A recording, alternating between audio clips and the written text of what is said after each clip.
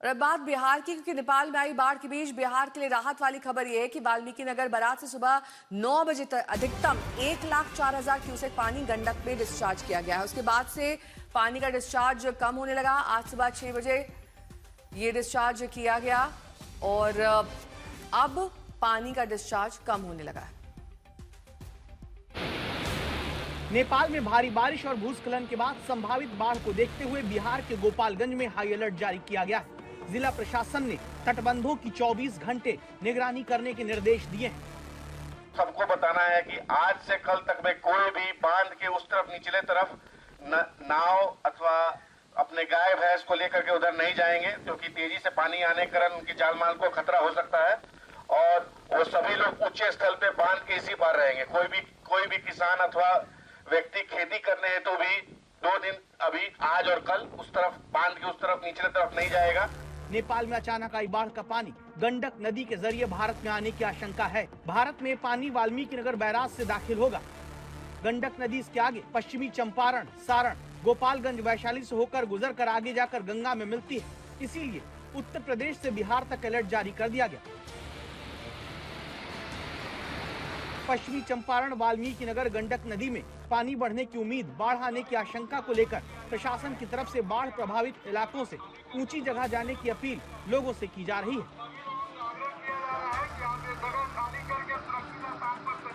जिस तरह स्थिति भयावह हुई है उसको लेकर पश्चिम चंपारण में जिला प्रशासन ने हाई अलर्ट जारी किया है और गंडक नदी में उच्च स्तरीय उल्लेखनीय बढ़ोतरी को पानी को देखते हुए जिला प्रशासन लगातार मॉनिटरिंग कर रहा है। इस वक्त हमारी मौजूदगी पश्चिम चंपारण के वाल्मीकि नगर गंडक बैराज पर है और यह गंडक बैराज का नज़ारा है। जिस तरह से जो नेपाल के त्रिवेणी क्षेत्र से आ रही नदियों का जलस्तर है वो किस तरह से उनमें फ्लो है।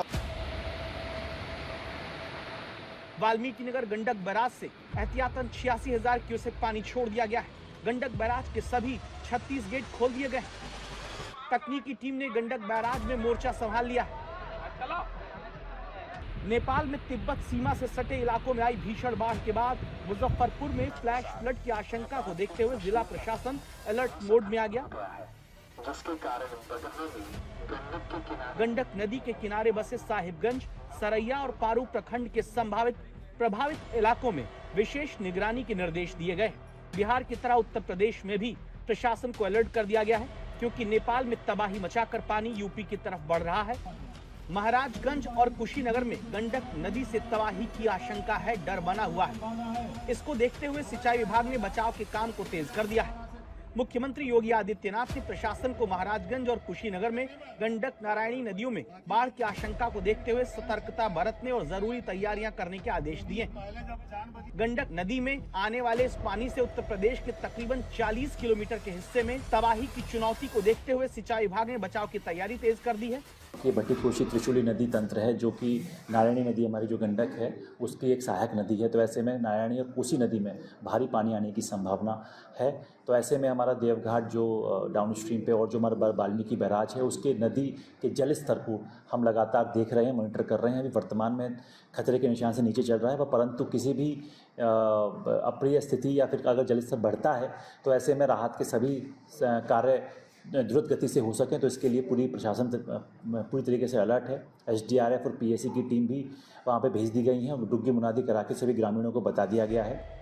नेपाल की भोटेकोशी नदी चीन से नेपाल में बहती है, जो अक्सर गहरी घाटियों से होकर गुजरती है, जो भारत में गंडक बनकर आगे गंगा में मिल जाती है। इस तरह नेपाल में आई तबाही ने भारत को खबरदार किया है।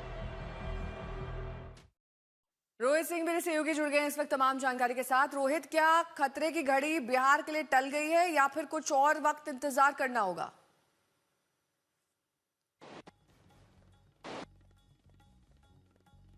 जिस तरीके की जिस वेग के साथ, रफ्तार के साथ कल वो पूरा सैलाब जो है वो तिब्बत से होते हुए नेपाल से गुजर रहा था और जो तबाही मचा रहा था उसको देख के तो लग रहा था क्योंकि वो पानी बिहार ही आना था और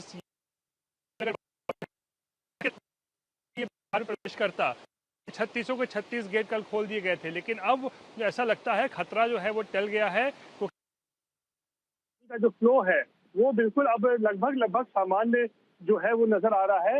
हालांकि फिर भी प्रशासन पूरी तरीके से अभी भी मुस्तैद है। आसपास के जिले जो है वो हाई अलर्ट पर है और अब से थोड़ी देर में मुख्यमंत्री सम्राट चौधरी भी मुझे लगता है 2-4 मिनट में वो यहाँ पर पहुंचने वाले हैं वाल्मीकि नगर। और ये पीछे जो आप देख रही हैं कंट्रोल रूम जो है ये बराज का, ये यहाँ पे आकर स्थिति का जायजा लेंगे, किस तरीके से हालात अभी बने हुए हैं इन सब का जायजा लेंगे। और इसीलिए जो है हालात फिलहाल ऐसा लग रहा है बिहार के लिए जो मुसीबत थी, जो लग रहा था कि बड़ी आपदा आ सकती है, वो आपदा से कहीं ना कहीं लगता है फिलहाल बिहार को राहत मिली है। नेहा, ठीक है, बहुत बहुत शुक्रिया इस तमाम जानकारी के लिए आपका। पानी का बहाव है वो तरह से उनमें ये गंडक नदी की तस्वीरें आप देख रहे हैं जहां पर काफी 1000 क्यूसेक पानी सुबह छोड़ा गया है, लेकिन अभी स्थिति नियंत्रण में है। जैसा कि जानकारी मिल रही है कि खतरा जिसको कल आंका गया था वो फिलहाल खतरा टल गया है।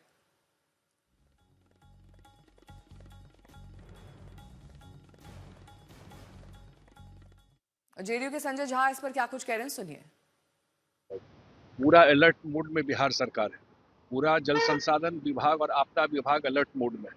और जैसी तैयारी है, भगवान न करे कोई बात हो, लेकिन अगर कोई क्राइसिस आता है तो बिहार सरकार पूरी तरह से तैयार है इस क्राइसिस से निपटने। नीतीश जी क्या इन तमाम चीजों को लेकर अपडेट ले रहे हैं आप लोगों से? बिल्कुल अपडेट ले रहे हैं, वो सारी जानकारी ले रहे हैं। अभी हम लोग उनके साथ ही बैठे थे और सारा उनका, खास करके आप सब लोग जानते हैं कि आप उनका हमेशा बोलते थे कि खजाने पे सबसे पहला अधिकार आपदा पीड़ित का होता है, ये उन्हीं का टैग लाइन है नीतीश जी का।